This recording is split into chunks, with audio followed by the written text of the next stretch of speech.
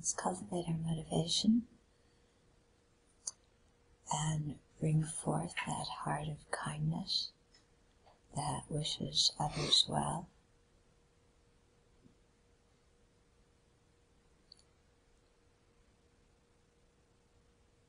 And of course, we find it easy to have that heart of kindness towards the people that we like, who are kind to us.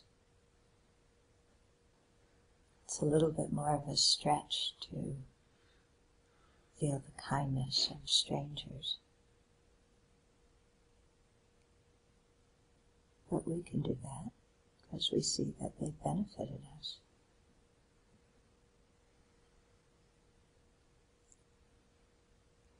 To see the kindness of the people who have harmed us or threatened us can be really challenging.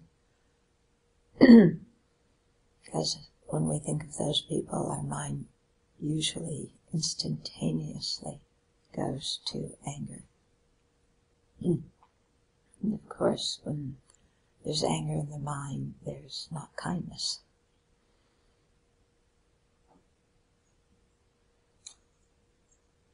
So it's not an issue of suppressing the anger or telling ourselves we shouldn't feel it. It's there. But we have to learn to look at the situation in a different way. See the situation in a different way.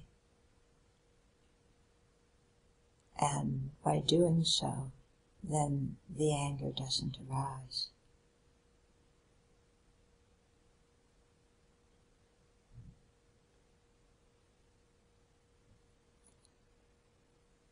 It's also important to learn to forgive, because otherwise we carry around a lot of hurt and bitterness with us, with ourselves, the whole life, and that's no fun.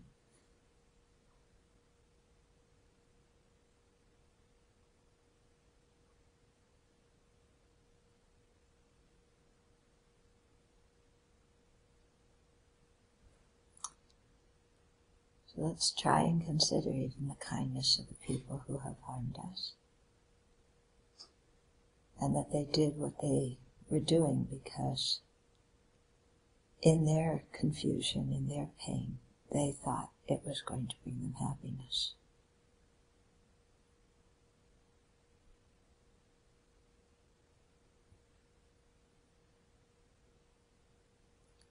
And in our confusion and in our pain, we think our angry response will bring us happiness.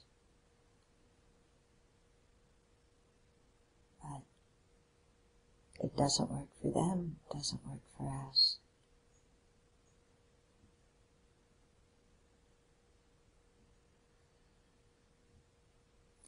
And so come back to the way we sentient beings are interdependent and need each other and depend on each other simply to stay alive.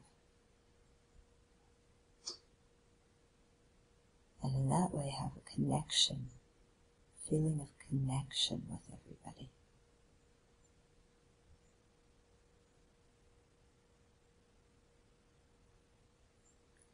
And then just as you want yourself to be happy, want others to be happy as well.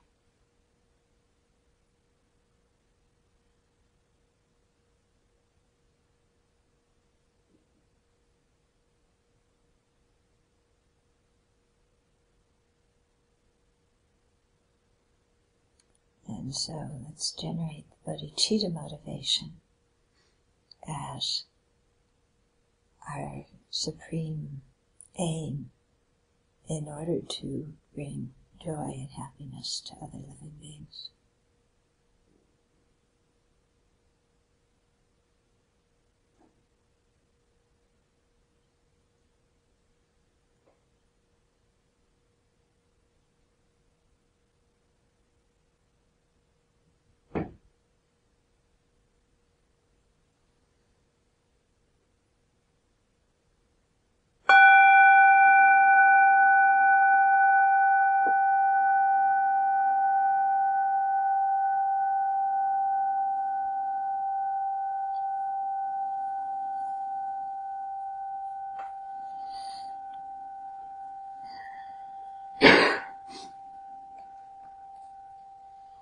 There's one line in the 37 practices, about with anger we burn like fire.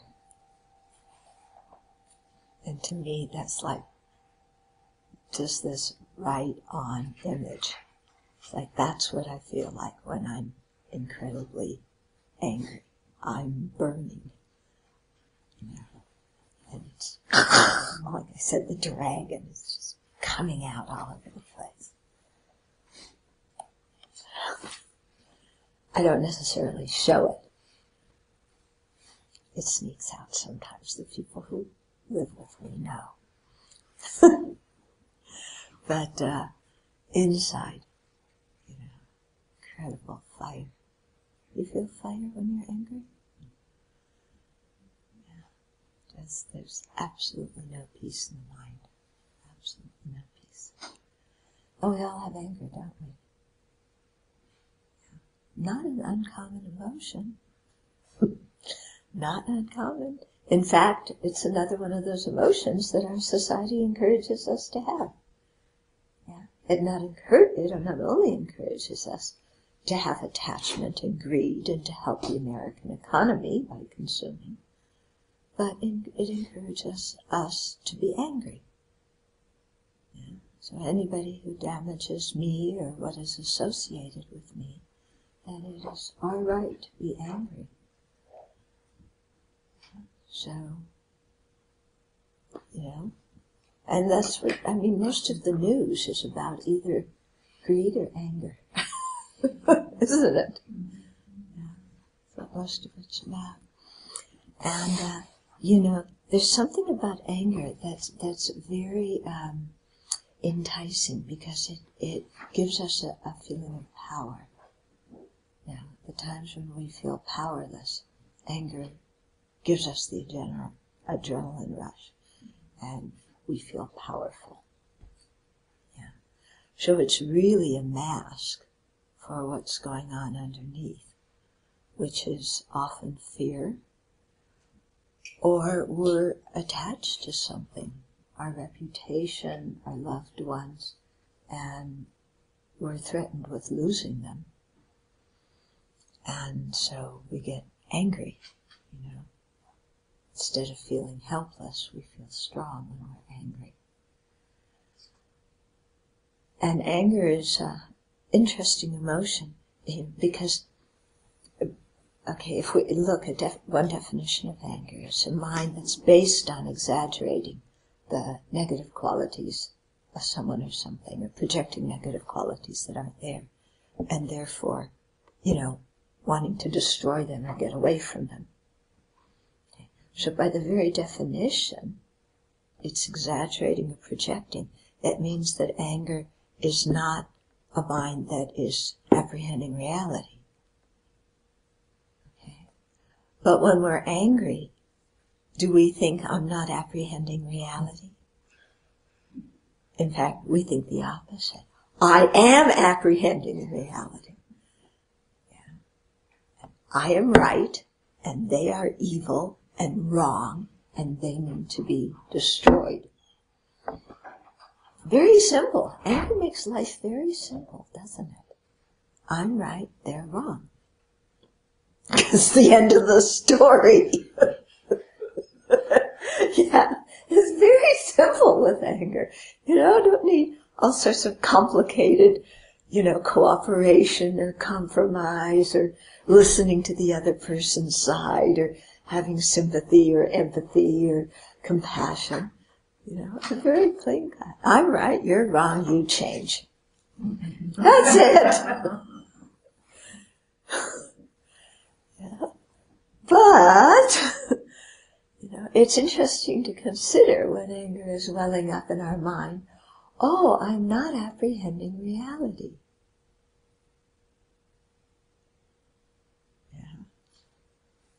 And part of your mind goes, are you crazy? I am apprehending reality. Yeah. But when we, start to stretch the mind, and especially look at the person or people who are harming us, and asking ourselves, what was going on in their lives that they did this behavior that I find so objectionable, then, what do we find? Why do people harm other people? They're suffering. Yeah. They're afraid. Yeah. They don't want to lose their status or their power or their belongings or their loved ones or their reputation. They don't want to look foolish. They don't want somebody to jump on them. They don't want to look weak. Yeah. They're unhappy in some way or another, knotted up inside. And then they think that doing whatever they're doing, abusing somebody else, is going to relieve their inner suffering. Yeah. But let's look at our own experience. When we're angry and we're upset, and so we take it out on somebody else, does that do away with our suffering? Yeah. How does it make it bigger? Well, we still have the original, whatever it is, and then we see that pain we just caused, and then that creates even more. Mm. Okay, so we have the original suffering, and then we see the pain we've caused. And then that makes us feel worse. Yeah. Yeah. So sometimes, exploding in anger, helps us relieve the initial energy, but it doesn't get rid of the anger. And some of us don't explode outward. We explode inward. Is it called implode, not explode? So you implode, and it's like,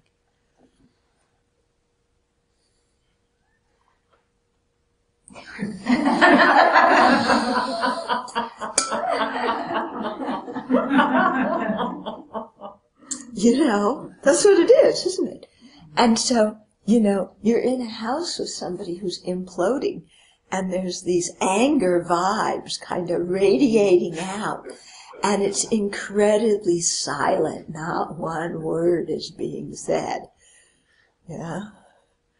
Oh, you're laughing. You have some experience with this. What's wrong? Nothing.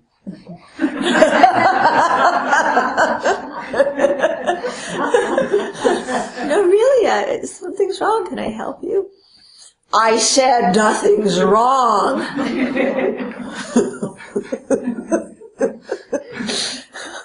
And then there's this deadly silence, and the door slams, and you're just waiting. Yeah. Okay. So, the anger, the exploding or the imploding, it doesn't relieve the suffering, does it? So if we switch back again to think of the person who is unhappy, who thinks that what they're doing is going to alleviate their suffering, we can understand it in the same way as when we're suffering and we think that what we're doing is going to relieve our suffering, and it doesn't.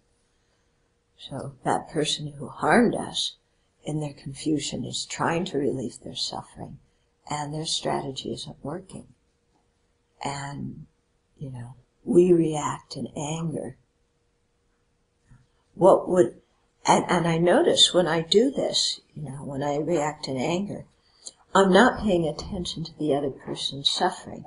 I'm paying attention to my fear and my wants. The other person's out of the picture. Yeah. And if I really stop and try and pay attention to their suffering, and then I realize that whatever they're doing, it really isn't directed towards me. Yeah. It isn't really that they're wanting to harm me. They're just wanting some alleviation from their own pain. And that's really understandable, isn't it? Yeah, we all want alleviation from our pain. And so then to think, well, what would it be like to wish that that person were alleviated from their pain and that they were happy? Because if we wish that for them, if that were to come about, then they wouldn't be doing the things that we find so objectionable. Okay. But when we're angry, the last thing we want is to wish the person who's harming us happiness. In fact, we wish them suffering. Yeah. Isn't it? Go to hell. Go directly to hell. Do not collect $200. Do not pass go. And I don't want to ever see your face again. You know, that's what we are. But, you know, if you really thought about it, inflicting more pain on the other person is just going to make them do more of what harms us in return. Whereas if we really wish them well, if they had happiness, then they wouldn't be doing what is so objectionable. So it's a switch for our mind to look at the person or people who are harming us and wish them well. But this is really our task, if we want to be happy. So we're not just doing this for the benefit of other people, we're doing it for our own benefit. Yeah. Because if we sit there and stew with our anger, we're burning like fire, aren't we? Yeah. And can't live in the midst of fire. It's miserable. Okay. So there was one quotation in the Dhammapada. I don't know it exactly by heart, but the essence is that hatred is never overcome by hatred. It's only overcome by love. You know? And this isn't some kind of silly, wishy-washy, Pollyanna, yes, let's love the whole world, 'cause then we'll be goody two-shoes kind of stuff. You know? It's really true that hatred is never overcome by hatred. It just brings more. Yeah. And then it gets passed down from one generation to the next.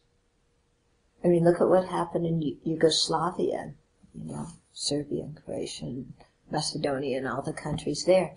Based on what happened, however, hundreds of many years ago, you know, with their ancestors fighting each other, then that hatred has been passed down from one generation to the next generation. And so then it explodes in the 1990s again. You know? And we're fighting you because your ancestor did this and that to us. And none of us were even alive at the time. None of us were even harmed at the time. Why in the world are we fighting? Honor. Honor and ego identification. You know, we create this identity. I am from this ethnic group, and you harmed my ethnic group. Therefore, that's what I grew up with, you know. Couldn't stand it. Yeah. So I grew up with the, you know, part on the persecuted ethnic group. I grew up Jewish, you know. Everybody hates the Jews. It's something, it's even a line in Fiddler in the Roof, you know. Yeah, I think in Fiddler in the Roof. Yeah. And everybody hates the Jews. So you grew up with, you know, this, couldn't stand it. Couldn't stand it. Yeah. So, you know, this is the kind of thing that, continuing hatred, continuing fear and paranoia, continuing inflicting harm, you know, or bad words or whatever. It doesn't solve the problem at all. It doesn't work personally. It doesn't work on the level of different groups in society. It doesn't work with our national policy. Yeah. But trying to really open our heart and, have kind thoughts towards somebody who harmed us is a challenge to the angry mind. So we have to kind of see the reasons for it. We have to really, experience in our gut the disadvantage of anger and the benefit of forgiveness and love. And then when we do, then we can nudge our mind. Kind of talk to your mind like it's a little kid sometimes. Yeah, I know you don't want to think well of those people, but let's just play. Let's just try, just one nice thought. That's all. You can talk to your mind like a little kid. One nice thought. Think one nice thought of kindness towards this person. So then you have one nice thought. Okay, I did it. And then you ask yourself, well, that one nice thought didn't really hurt me. Yeah, that didn't really hurt to think one nice thought about the person who harmed me. Now, what about another nice thought? Okay, tomorrow. So you go at your own speed. You do it as you feel comfortable. But you kind of nudge your mind to go in that direction. And it really brings about a lot of healing. Because what it does is it helps us have understanding for our own pain and suffering and how we act due to our pain and suffering. And it helps us, therefore, understand others' pain and suffering and why they act the way they do to alleviate their pain and suffering.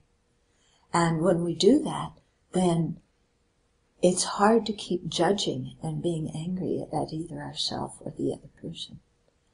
Because we all know what suffering's like, don't we? We all know it. And so, we have some acceptance and understanding, some empathy for ourselves and for the other person or people. Okay? That wasn't what I was going to talk about this morning. Uncontrolled speech. It just came out. What? Channel.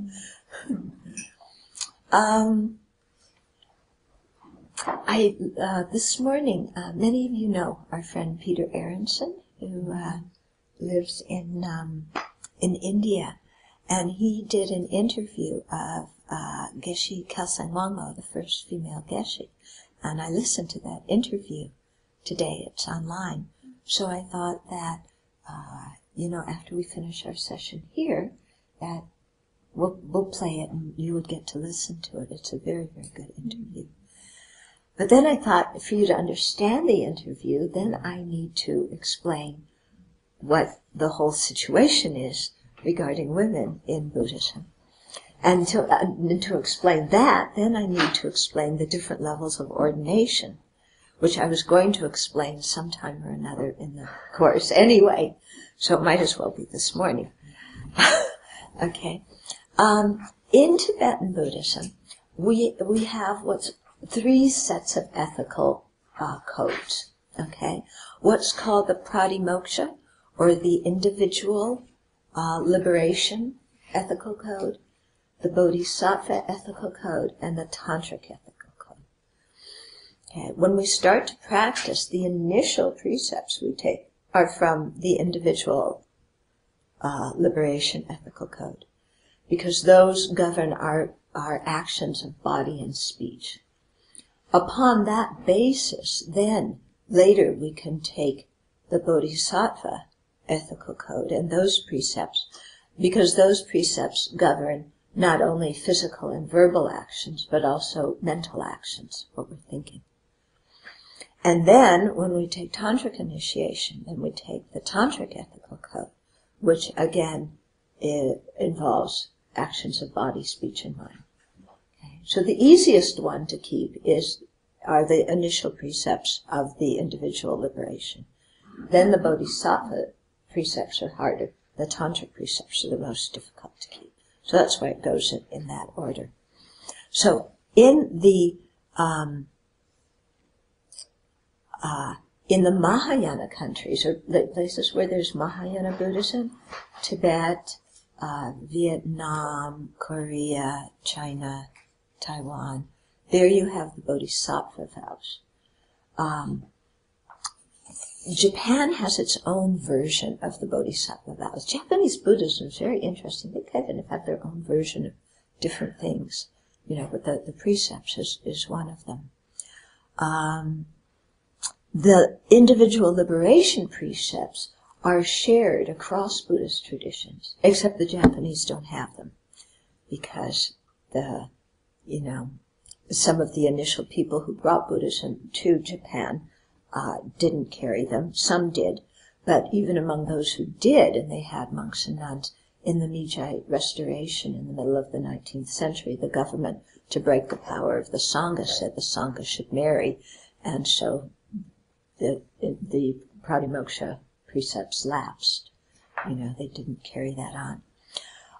But aside from that, the other countries have the Pratimoksha, the individual liberation precepts. Among the individual liberation precepts, there are 8 kinds. Okay? So, there are the fully ordained monk and the fully ordained nun, bhikshu and bhikshuni. There's a probationary nun, no probationary monk, just a probationary nun, that's siksamana. Okay. And then there's a novice monk and a novice nun. That's Shramanera, Shramanarika. Then there's the lay man and the lay woman, Upasaka and Upasika. Okay, that brings us to 7.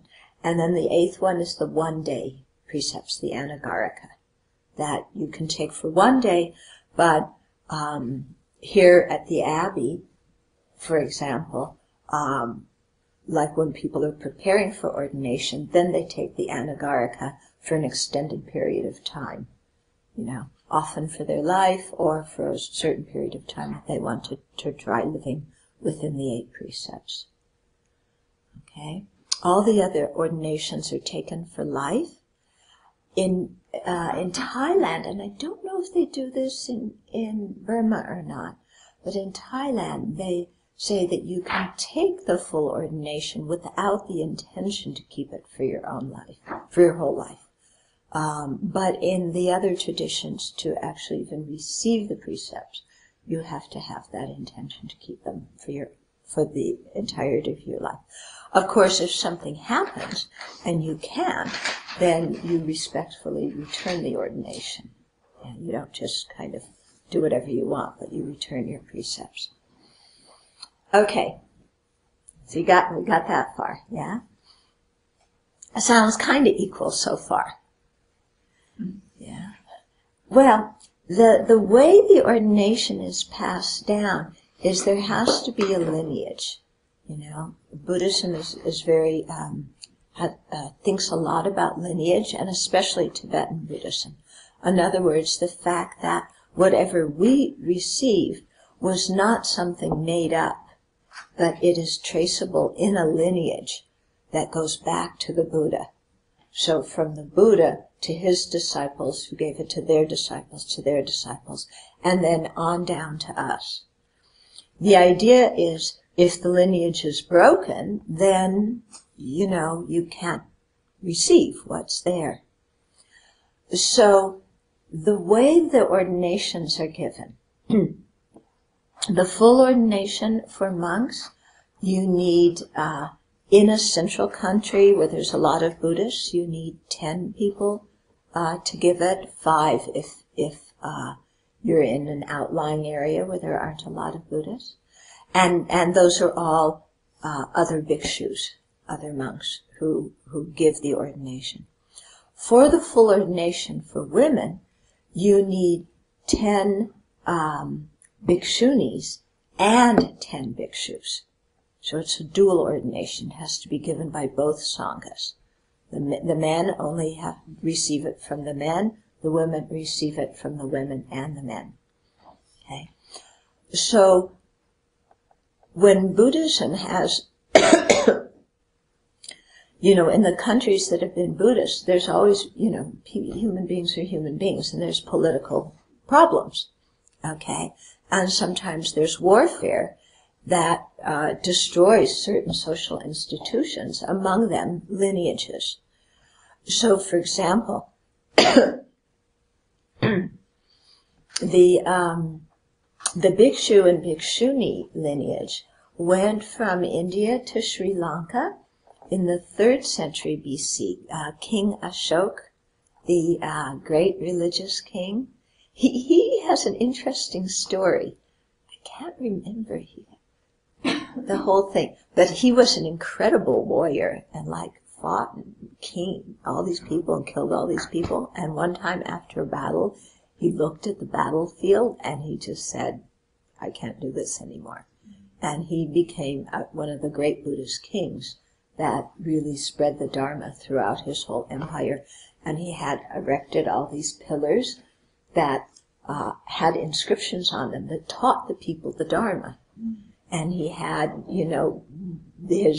his officials build wells and build roads and do all sorts of things, So he was quite an amazing person. So his son and his daughter took the ordination lineages to Sri Lanka. And so in Sri Lanka you had the Bhikshu and the Bhikshuni lineage. When Buddhism went to Thailand, I don't know why, but there was no Bhikshunis who went, so they only had the Bhikshu lineage. When Buddhism went to China, it came two routes.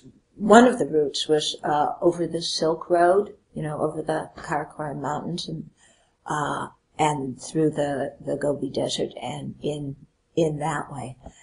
And so they got the initial monks lineage, the lineage of monks precepts that way, because Central Asia used to be a big Buddhist place, I mean, you have the statues in Bamyan and, that the Taliban blew up. But in what is now Kazakhstan and all that whole area in there, that is now Muslim, used to be a very big Buddhist area. So you had Buddhism going from India to Central Asia, and then from there into China. So that's how China got the monks lineage. And they started ordaining monks. It was a very difficult route and dangerous for women to go on, so I don't think they went that route. But then there were women in China who wanted to take the ordination.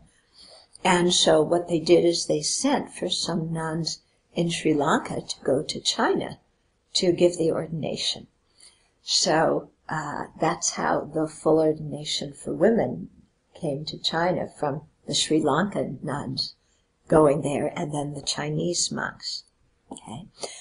In the 11th century in Sri Lanka, there was an invasion, I think from South India, the Chola invasion, and both the Bhikshu and Bhikshuni lineages were decimated. I mean, they just killed people. So there weren't enough people to give the ordination.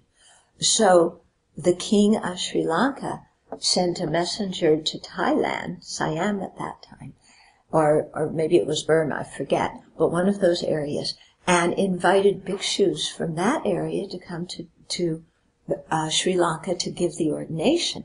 So they did, and so the monks' ordination was reestablished in Sri Lanka.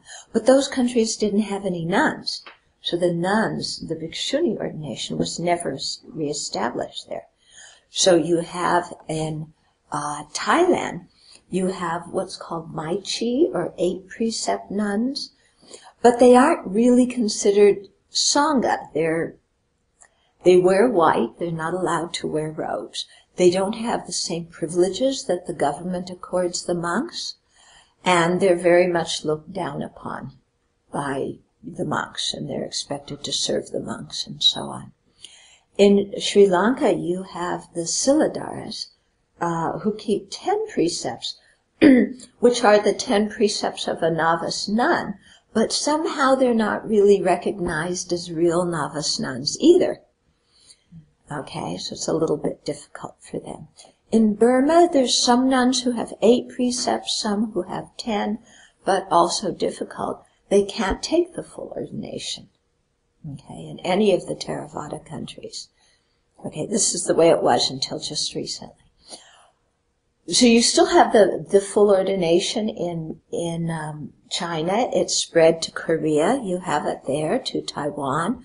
You have it in Vietnam. Yeah, although there's also some Theravada in Vietnam, Theravada practitioners who don't have the full ordination for women, but the others do. When Buddhism went to Tibet, it went to Tibet quite late. It wasn't until the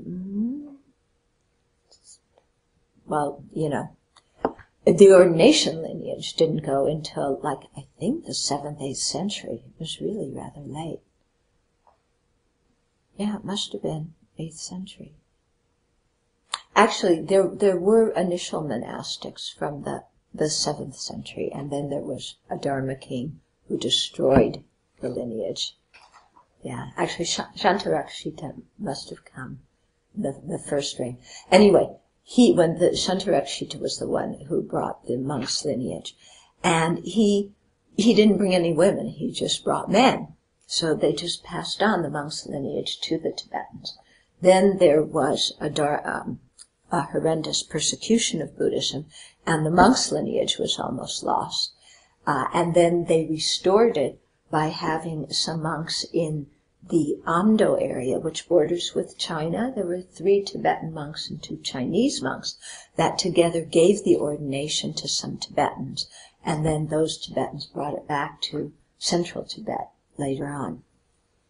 Okay?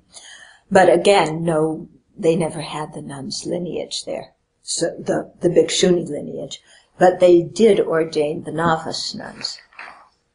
Okay.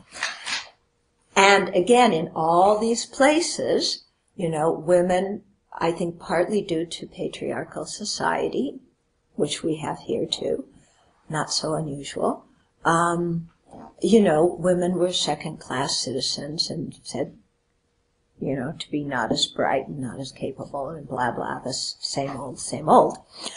And then along comes the 20th century, where women are better educated and more interested in the Dharma, and they want to be able to take the full ordination. Yeah. And so they go to the masters and say, we want to take the full ordination. Well, in China, Korea, it's great, fine, And like in Taiwan, there's many more nuns than monks, many, many more. And the nuns are very well respected there.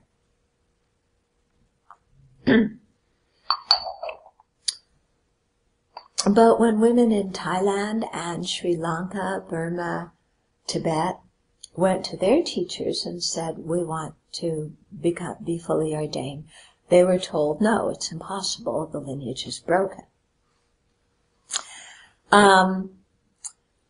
In 1998, there was an ordination in Bodh Gaya held by one Chinese master, Master Shen, and I can never say, huh? Sing Yong. Okay? More or less. So he's quite a well-known master in Taiwan. And they gave the ordination there. I was invited at that time to be part of the Bhikshuni ordination, the Bhikshuni Sangha who gave the ordination. I got my ordination by going to Taiwan, because it wasn't possible to do in the Tibetan tradition. Anyway, in 1998, then the Bhikshuni ordination was given, and there were 20 nuns, Dasasilmata, from Sri Lanka who took it. And it was really moving because the Bhikshuni ordination had gone to China from Sri Lanka. And now, all these centuries later, It's going back from China to Sri Lanka. So these nuns got ordained. Some of the Sri Lankan monks were there at the time, and what they did is they then took that group of nuns to Sarnath, and they reordained them in a single Sangha ordination, in order to say that now they have a Theravada ordination. Yeah, because there's different Vinaya schools, and the one in China is the Dharmaguptaka. So in order for these nuns to fit back in with the tradition that's kept in their home country, then they did this, and then they're considered Theravada bhikkhunis. So when they went back, some people greeted them with delight, and some people said, "Who the hell do you think you are?" And in probably not so many words. But after a while, slowly some Sri Lankan monks really got convinced that this was possible to do, to give the ordination, and that it was beneficial to do, and more of them began to do it. So not all of the Sri Lankan monks are in accord with this, but more are. And now there's at least 400 bhikkhunis in Sri Lanka. Yeah. There might very well be more, but at least 400. In Thailand, the Thais said absolutely, positively no. We cannot give it. There were a few Thai women who went to Sri Lanka, got the ordination, and came back. If they had come back and put on Tibetan robes, Chinese robes, any other robes, it would have been okay in Thai society, because the monks would have said, well, they're just these people from the other tradition. But they put on Thai robes, and all hell broke loose, And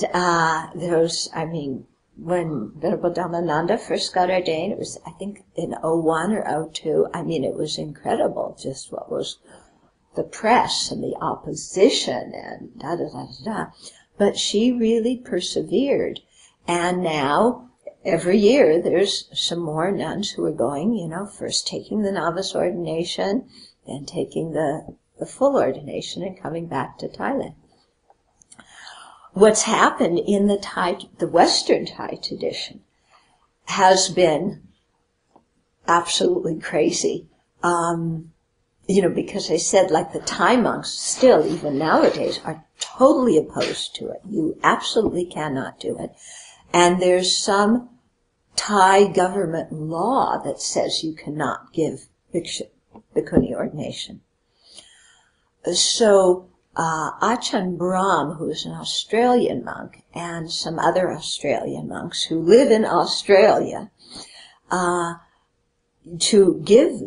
there were some Western nuns who wanted to take the ordination. So it must have been in 2009, in the late part of 2009.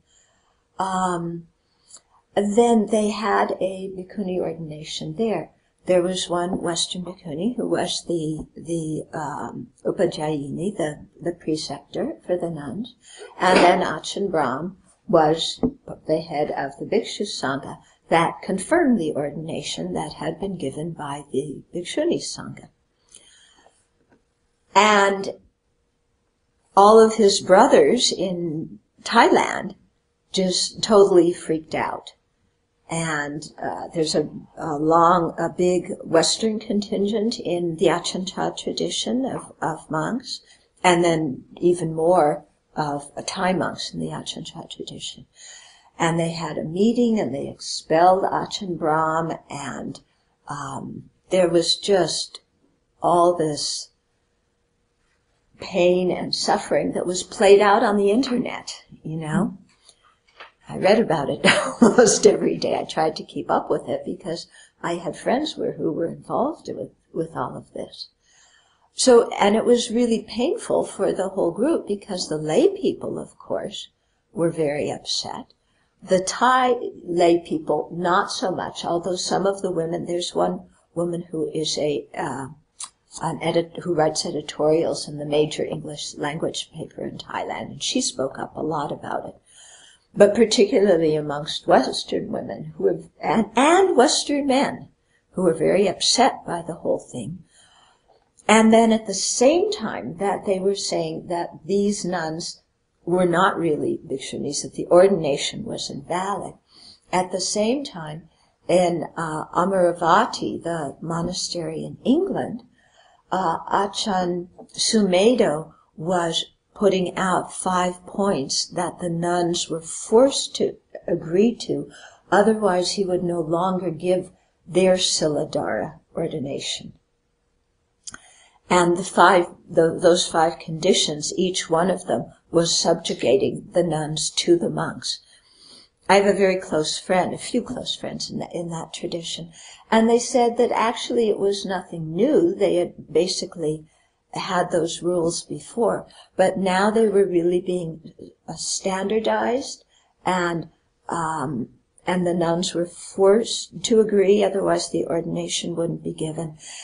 And then a few things did change, like, because they used to take turns giving Dharma talks and leading prayers, and then now the nuns can only do it if one of the monks asks them to do it.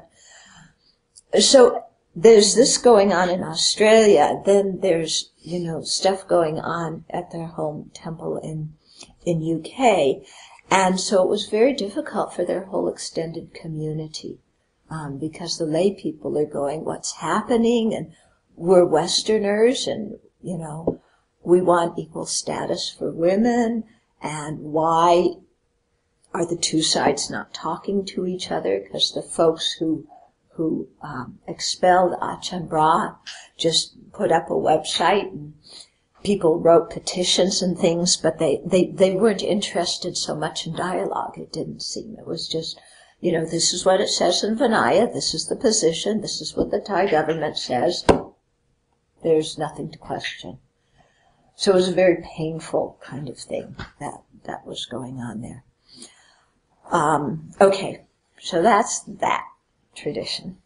The conversation's still going on, They're having an ordination, actually what some of us are going to, in California. They've had some other bhikkhuni ordinations given by Western nuns with Asian monks participating. They had one in California last year sometime, and there's another one that's going to be given this October that some of us are going to go and, witness. And the 2 of the nuns who are taking it, I think 3 who are taking it this October, were part of the Achan Chah tradition beforehand, but at a certain point they just felt the suppression as women to be completely intolerable, and they couldn't grow. So with much difficulty they left their tradition. I mean, they loved that tradition, so it was very difficult for them to leave the Achan Chah tradition. But now they're going to take bhikkhuni precepts, and of course they'll continue their meditation the way they were doing it before, but they won't be formally affiliated with the Achan Chah tradition.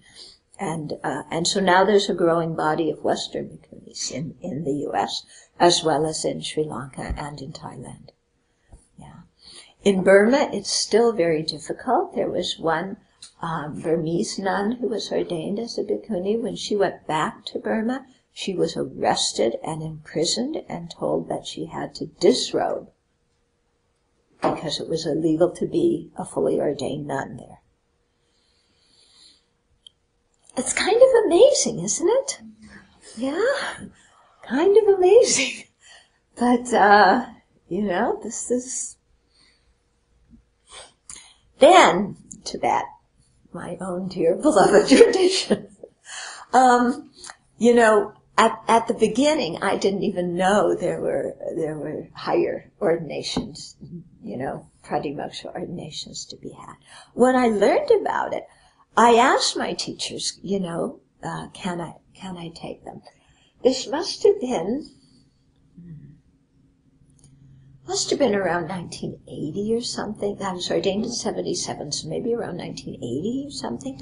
I asked, And I was told, you have the Bodhisattva vows, you have the Tantric vows, you don't need to worry about the full nun's ordination, you know? So I said, okay. Of course, that doesn't answer the question about why the monks need to be fully ordained. You know, if it's not important for the nuns, why is it important for the monks? That was never answered. But then a couple of my friends had taken the Bhikshuni ordination in Taiwan, particularly Karmalakshe Somo. And after a lot of dialogue with her, I decided I wanted to do it. So I knew by this time not to ask these teachers, you know. But there was an audience with His Holiness where we could go by and offer katas. You know, he had these public audiences from time to time. And so in the process of doing that, when I offered him the kata, I said, Your Holiness, may I have your permission to take Bhikshuni ordination in Taiwan? And he said, yes, of course, I'll pray. 5 words. And that did it. So I went to Taiwan in the autumn of '86 and took the Bhikshuni precepts. And then when I came back into the Tibetan community, I came in very low-key. There had been a couple of Australian nuns before me who had taken Bhikshuni ordination and then come back to Dharamsala and said, we are Bhikshunis and we should sit in the front of the room and we're this and we're that. And, you know, if you act that way in Dharamsala, they completely dismiss you. So I just came back. I told my teachers. I didn't make a big deal about it. My teachers personally were all very encouraging. You know, publicly, they didn't say anything. Okay. In recent years, there's been, you know, more momentum to try and see if the Bhikshuni ordination could be given in the Mula Sravastivada Vinaya tradition, which is the tradition they keep in Tibet, which is different than the Vinaya tradition in China, which is Dharmaguptaka, and it's also different from the Theravada, which is kept in Southeast Asia and South Asia. Okay. So His Holiness Dalai Lama is very much supportive. Many of the heads of the lineages are supportive. The basic body of monks are completely disinterested and against it. So there have been several conferences to discuss it with no result. It's always, the conclusion is we need more research. And then there's been some unfortunate things where some people have started to think that this is Western nuns pushing for it, you know, so it's easy. Have you ever noticed, like in Syria, you know, there's a civil war, but they say it's foreign influence, you know. So it's the same with it's the Western nuns, you know. But even the Tibetan nuns have been influenced by this, because their teachers tell them, look, you have the Bodhisattva and Tantric vows, you don't need this, we don't know if the lineage from Taiwan is pure, etc., etc. The precepts are too difficult to keep. So, you know. And then basically what you have is just this underlying feeling in Tibetan culture that women just are, you know, are inferior. That's it. Okay, so I'm getting to how this is going to relate to this interview. I'm getting there. Okay, this is the long story. So until now, the ordination hasn't been given in the Tibetan tradition. Okay, what we're doing here at the Abbey is, because we want the nuns to be able to take the full ordination, is the entire Abbey, the monks and the nuns, are following the Dharmaguptaka Vinaya tradition that is in China. And in that way, you know, when we have enough nuns and enough monks in future years, then we can give the ordination here in a completely legitimate way in accordance with the Dharmaguptaka Vinaya. And it frees us from all this controversy that's going on in the Tibetan tradition. We just are uninvolved with it. I mean, I'm trying to help so that the ordination can be established in the Tibetan tradition, but it doesn't really influence me one way or another, and it doesn't influence the Abbey one way or another. You know, I just think it would be good for the Dharma in general. But, you know, so our practice tradition here is in the Tibetan, but our Vinaya tradition is in the Dharmaguptaka, the Chinese. So it's just so much easier that way. It's really nice. And we have a very nice connection with the Chinese Sangha, who have been very helpful to us. I was hoping that we would have her Siksamana ordination during the course, but it doesn't look like it's going to happen right now. We have to get, we don't have enough bhikkhunis here at the Abbey to do it yet, so we ask for a couple of Chinese nuns to come here and help us do it, because the novice ordination and the intermediate ordination for nuns can be given by the bhikkhuni Sangha alone. We don't need the monks to do that. So we've done that here at the Abbey. Okay. And I was hoping, she's taken the novice and waiting for the Shikshamana, that we would be able to do it during the course, because then it's very inspiring. Yeah, when we have ordinations here, it's like just this completely delightful occasion. But it will happen. Venerable Chendi said, don't worry. So, and she's quite reliable. So she'll come up with something. I'm confident. Okay. So in Tibetan Buddhism, they don't have the bhikshunis. Okay. So we got that far. Now, in the educational program, especially in the Gelupa tradition, they offer a Geshe degree, which is, they compare it to a PhD. It may or may not be exactly comparable, but, you know, that's what they compare it to.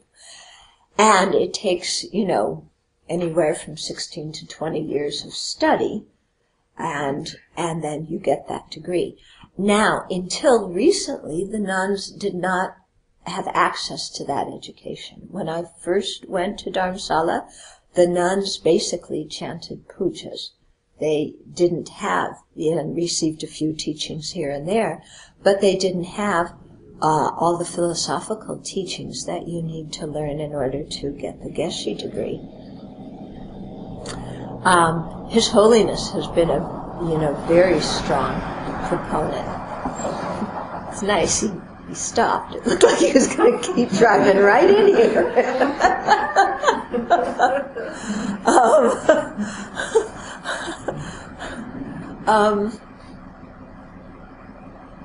So, like when I said, when I first came to Dharamsala, it was one system. His Holiness very much encourages women and encourages nuns.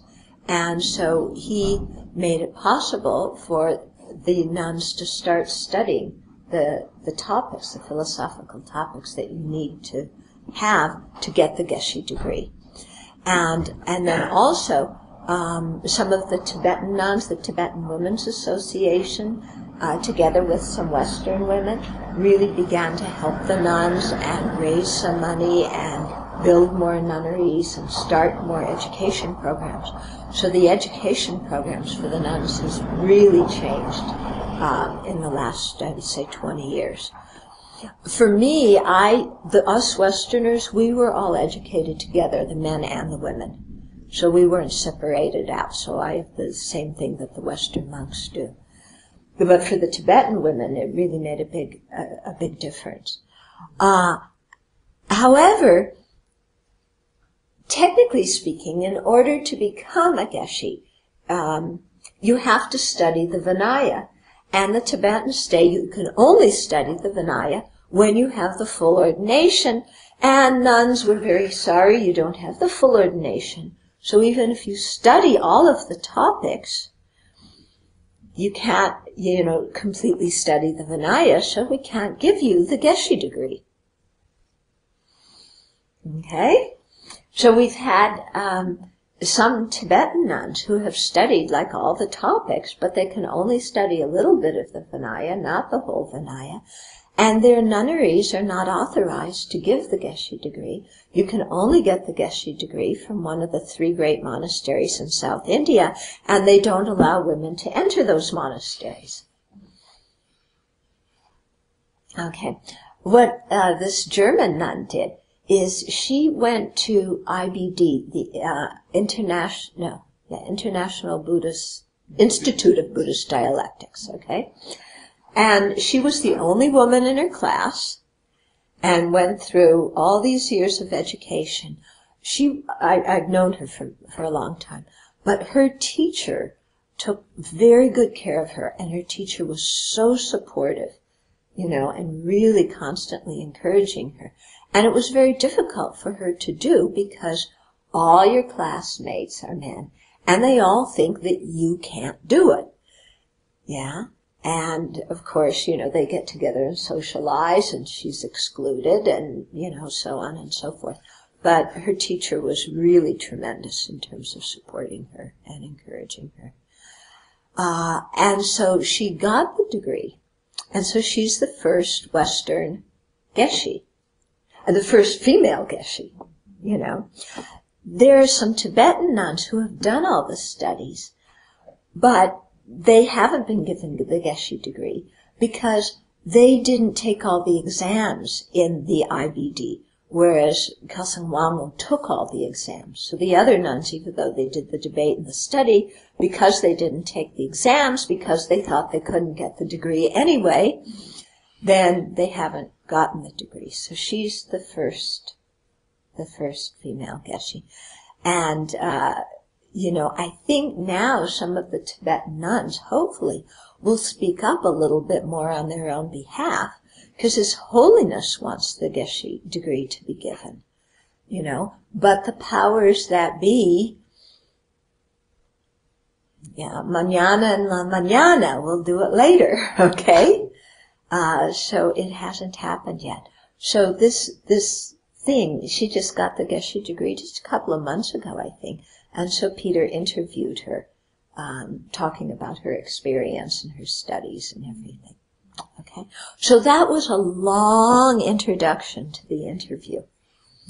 But I think it's helpful for you to know about the different levels of ordination and for you to know about, what's happening in the different traditions and what some of the issues are, because it does come up.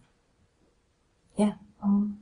I have a question. When you were talking about who needed to be present for the ordination, the 10 bhikshus and the 10 bhikshunis, when it comes to Western California, they have a full bhikshuni sangha? Yeah. And then in Australia, they also had a full bhikshuni ashram? I don't know. They may have had 10 bhikshunis. 5 bhikshunis instead of 10, because it's an outlying area.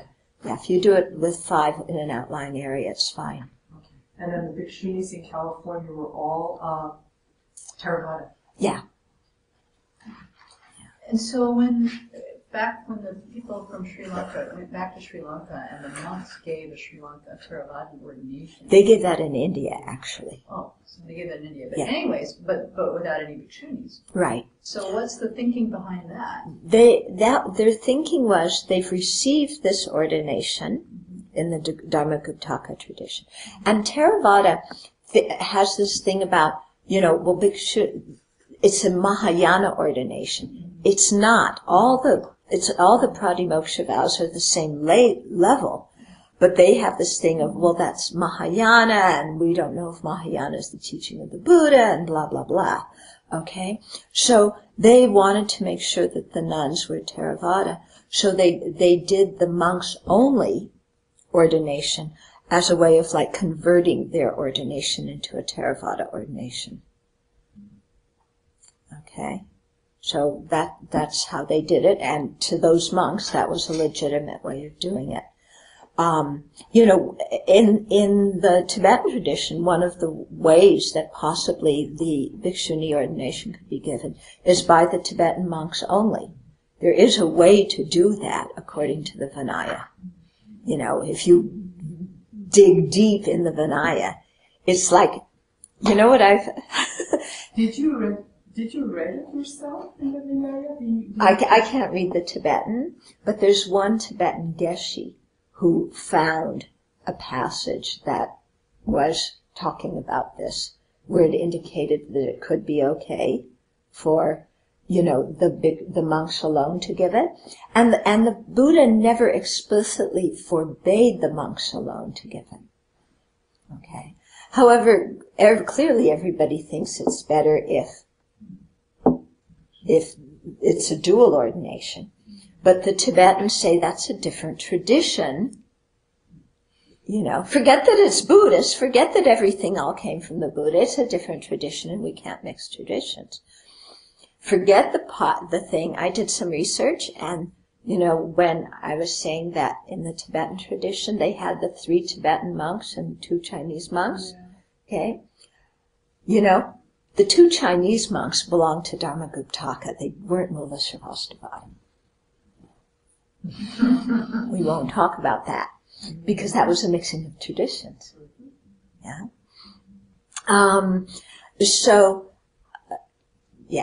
So, one way to do it is by the monks only. So that's the way they did it. In Thailand, they have this thing, because the Thais, even within their Sangha, there's different traditions. And if you are in one lineage and you go to live at a monastery in another lineage, in order to do posada with them and everything, you have to do a certain ceremony that converts you to that lineage. Mm-hmm. Yeah. So that's the way they do it. Yeah. So when you took your novice ordination, you took it in the Tibetan lineage? Yeah, my novice was Tibetan. And then your bhikshuni ordination was in the Taiwanese lineage? Yeah. Okay. But here, you just stick with the Chinese lineage? Yeah. Yeah. Just makes it easier all the way around. Yeah. Have you ever considered the opportunity of cross-training monastics, like some of the monastics here going to a monastery in Taiwan and training there for some time and then vice versa? Mm-hmm. Yeah, I have thought about that, and I'm hoping that as time goes on, part of it is language problem, kind of getting people on with the same language. But definitely here in the States, I've thought of it, because sometimes, you train at a monastery for a while, and then it's like you just really need a different environment. And so to arrange it with some of the other monasteries where we're all English speaking, that okay, go and be in that monastery and live with them for a month or 2 months, and then their monastics come stay with us. And we had one nun from the Order of Buddhist Contemplative, the Shasta Abbey people. And she came and stayed with us for a couple of years, for a couple of weeks each time. Yeah. And so I was recently, who was I talking with? Oh, I think I was mentioning this to one of the Thich Nhat Hanh monks when I met him at that conference. And he thought that would be a nice thing. So it's something to talk about in our Sangha meetings, in October. And then I think it would be nice for people, to train there, but then you have to be at a place where they speak English. Yeah. Otherwise it's difficult to stay for a long time. Unless you want to learn Chinese. Yeah, you speak a different language, right? Huh? Like, I've learned a little bit of Chinese, not much, but no, I'm fantasizing.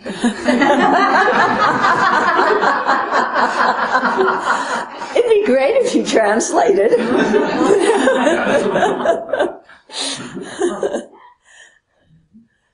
Okay, yeah?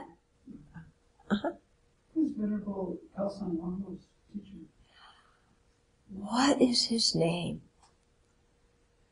It starts with a G. I can't remember it, I'm sorry. Yeah. I know his face. Can't remember his name. So he was just very supportive all the way through. Incredibly supportive, you know, and really gave her so much help to make sure that she could do it. And she was very highly motivated, too. And do the bhikshunis and bhikkhus have to be ordained a certain period of time before they give? Yeah, to give the ordination, the monks have to be ordained 10 years, the nuns 12 years. That's to be the preceptor, okay? To be the acharya, the instructor, then it's 5 years. And then to be just the other witnesses, it doesn't matter how long they're ordained. So once a venerable Tarpa becomes the bhikshuni for 5 years, Then she can be the acharya. she can be the acharya. Yeah. Which means one of you is going to have to train to be the guide. Yeah.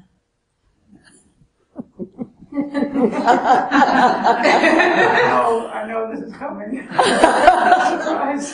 Just wondering who's going to train me. You're getting the training right now. That's true. Okay, anything else? I understand the desire through lineage and all that to link to the Buddha, but isn't the squabble over tradition the ultimate sort of identity construction? Yes, in my opinion it is. You know, in my opinion, this thing about, you know, this is a different lineage than our lineage, and we can't mix them.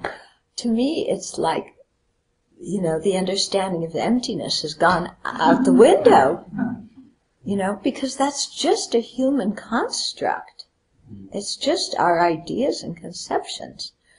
But, you know, in the Tibetan system, they say that when you take the ordination, you have this non-revelatory form that you get when you take the ordination. So, because it was passed down differently from the Buddha, one lineage, I forget, is from Rahula, and one from, 3 different Arhat. So then you get a different non-revelatory form.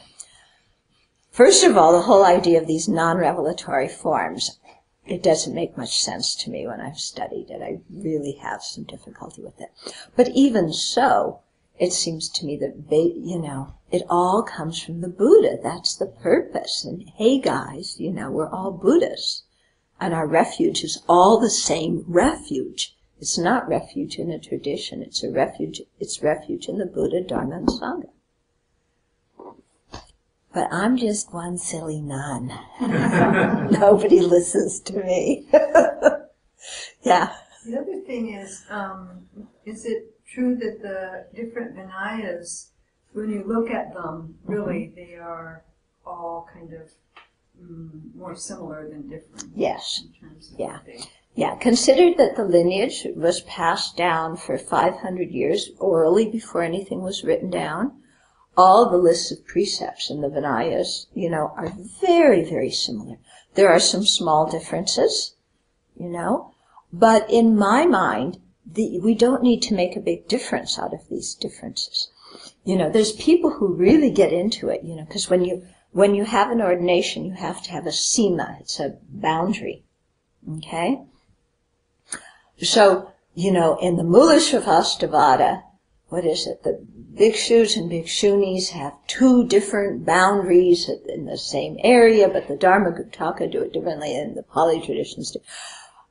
To me, those are very small differences.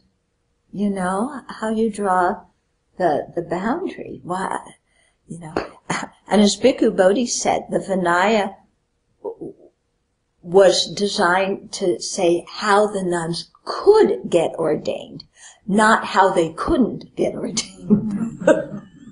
Yeah? And so let's go back to, what the Buddha really wanted, and let's unify these traditions. Yeah. But one of the reasons here why we're doing it in a very strict Dharma-Guptaka way is so that nobody can come here later on and say, oh, you didn't do the ordination properly. Because we did do the ordination properly according to the Dharma-Guptaka. And then hopefully, down the line, I think it would be fantastic if, monastics from different traditions could give one unified ordination. And okay, there's different ways of keeping the Vinaya in the different traditions, but whichever, tradition your primary teacher follows, then you follow that tradition, you train in that tradition. And as long as you're training in one tradition, I don't care which one that is. Yeah, I think that's good enough, because they're all, fairly similar.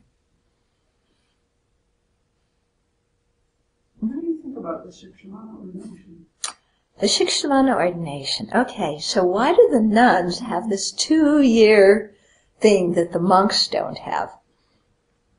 Well, because, there's all sorts of reasons, okay, but, one reason they say is to make sure she isn't pregnant. But 2 years is a really long time.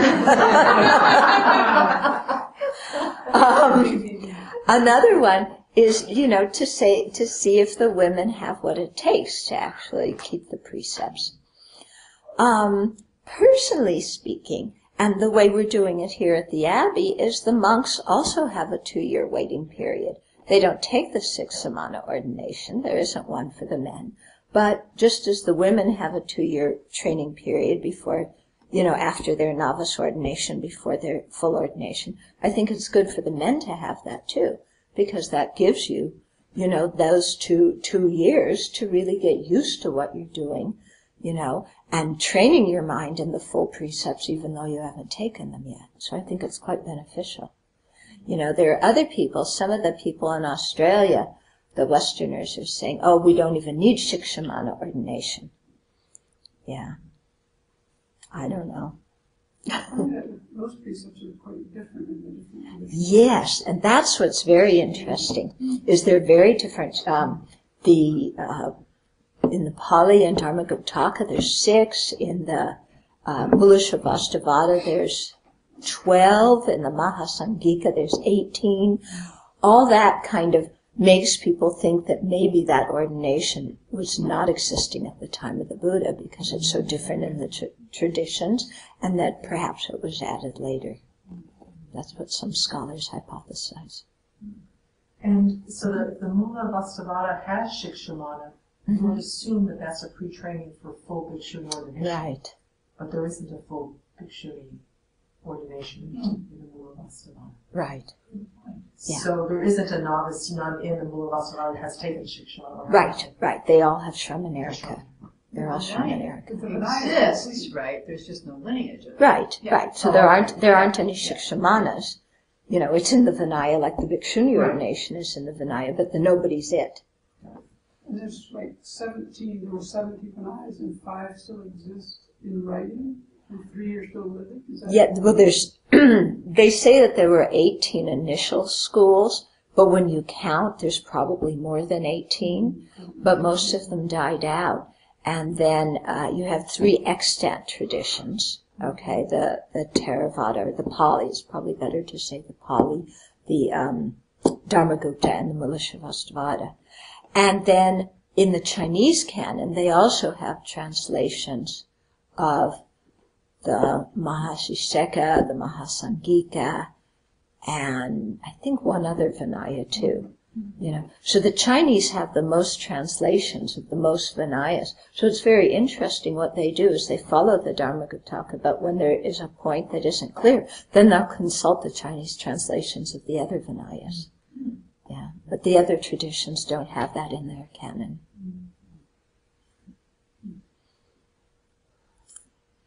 Okay, shall we dedicate?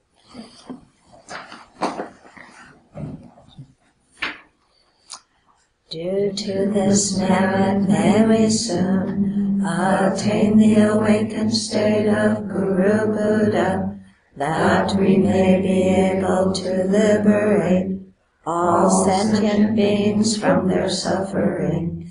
May the precious Bodhi mind, not yet born, arise and grow. May that born have no decline, but increase forevermore.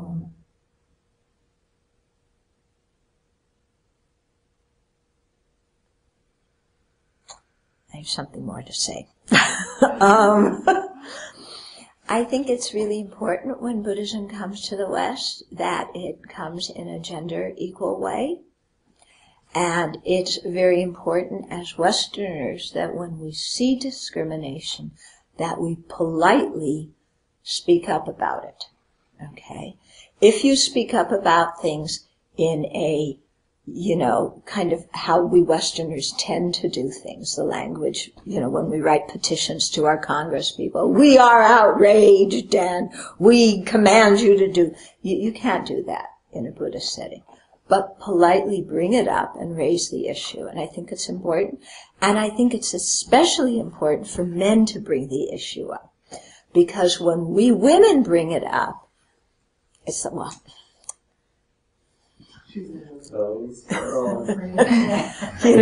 oh, you're just complaining again, you feminists.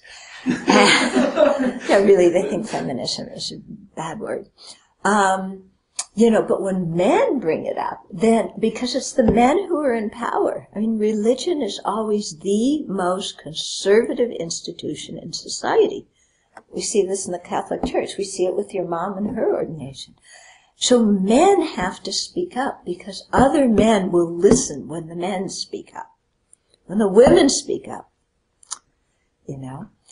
So it's important that the guys speak up. And, when there's language that is discriminatory, when there's seating arrangements that are discriminatory, to just politely raise the issue and say, we're noticing this, could you explain it?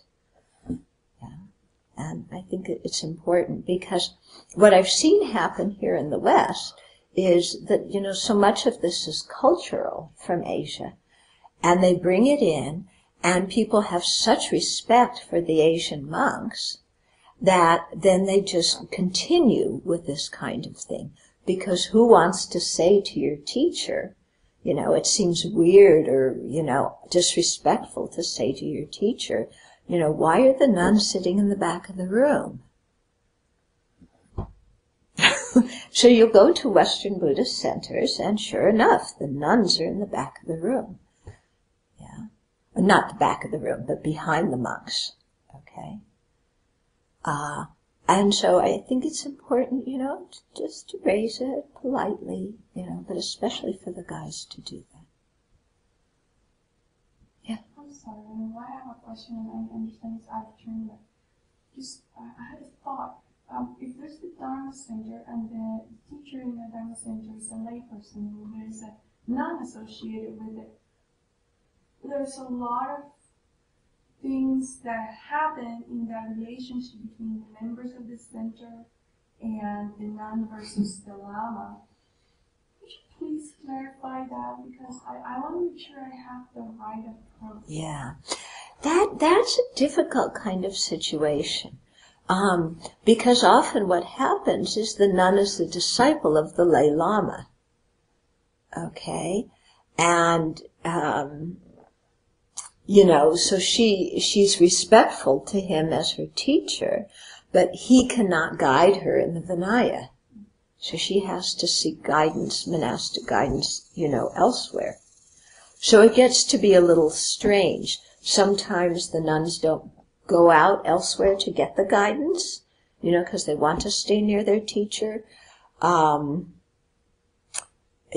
terms of the members of the Buddhist community, usually people, they pay their respect and so forth to the teacher. The nun often goes unrecognized and unsupported. Sometimes this also happens for Western monks. I know one Western monk, and he goes to a center where the teacher is a layperson, and he is, kind of marginalized too. So it's a difficult situation. Yeah. What's the female version of the lama? Lama? Are there female lamas? Well, there are some female lamas, but if you look in the Tibetan tradition nowadays, the only women that teach they're all relatives of men who are very important lamas. They're the lama's wife or his daughter, something like that, you know. That's among the Tibetan women that teach. There's very few of them, and they're all a relative. Do they use the title Lama? Kanda Rinpoche is considered a Rinpoche. Dagmola, do they call her a They lama? call her Her Excellence. Her Excellence. If they use any title. Yeah. Okay. But His Holiness says that lama, you know, it's very confusing in the Tibetan tradition because there's no standardized procedure by which you get a title.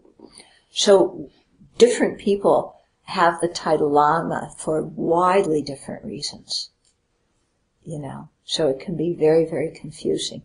Some people give themselves the title. I mean, in the West, many people give themselves the title, yeah. And then sometimes the students give the title. So it's, and that's one reason why His Holiness also says, don't rely on titles, look at the qualities.